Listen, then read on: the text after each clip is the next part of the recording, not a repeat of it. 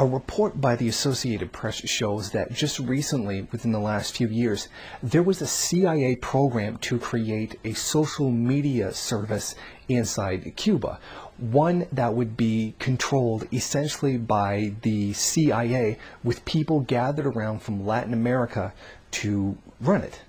And that the purpose of this fake social media was to spread propaganda against the government, like make up claims that weren't happening, to spread disinformation, with the specific purpose of trying to destabilize the government in Cuba.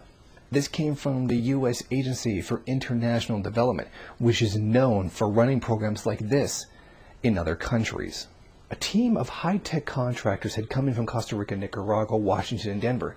Their mission? To launch a messaging network that could reach hundreds of thousands of Cubans. To hide the network from the Cuban government, they would set up a Byzantine system of front companies using a Cayman Islands bank account and recruit executives who would not be told of the company's ties to the U.S. government. Documents show that the U.S. government planned to build a subscriber base through non-controversial content, news messages on soccer, music, and hurricane updates.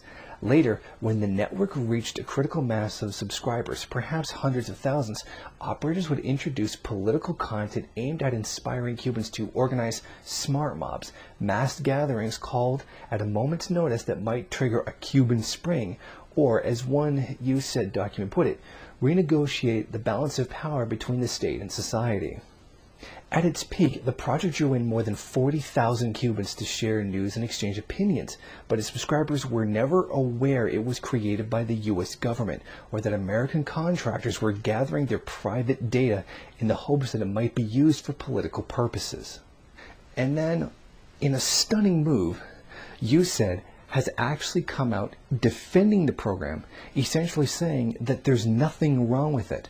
They actually have the audacity to say that they deliberately created a social media system in a foreign country with the specific purpose of destabilizing the country, and think that there's nothing wrong with that. The purpose of the Zunzunio project, as the program was called, was to create a platform so Cubans could speak freely, talk to each other, nothing more. So if there wasn't freedom of speech, how did this system go on without being challenged? I mean, if Cuba really does have a complete dictatorial control over phones, internet communication, and all that, why wasn't this blocked? I mean, that's the point, right? That Cuba viciously stops anybody from freedom of speech. So if the Cuban government already knew that they didn't control this social media network, why wasn't it blocked? Because they really weren't out to stop that kind of freedom of speech, because they would have done it if that was their goal.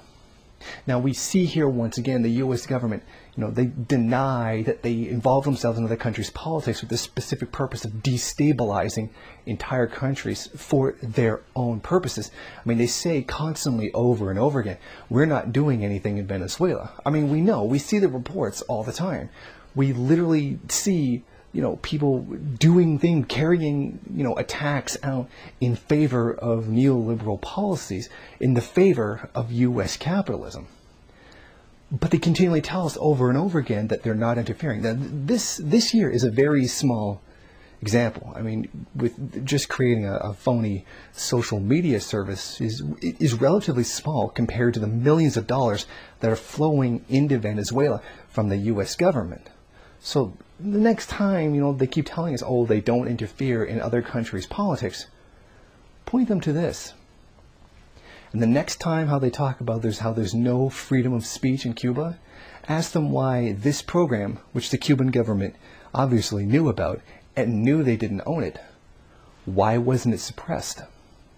Thank you for watching. Please comment and rate the video. If you liked it, hit subscribe or check out some of these other great videos. If you wish, share it on social media. While you're at it, why don't you follow me on Twitter? And if you got time, go on over to the MRN bookstore and check out some of the latest books available.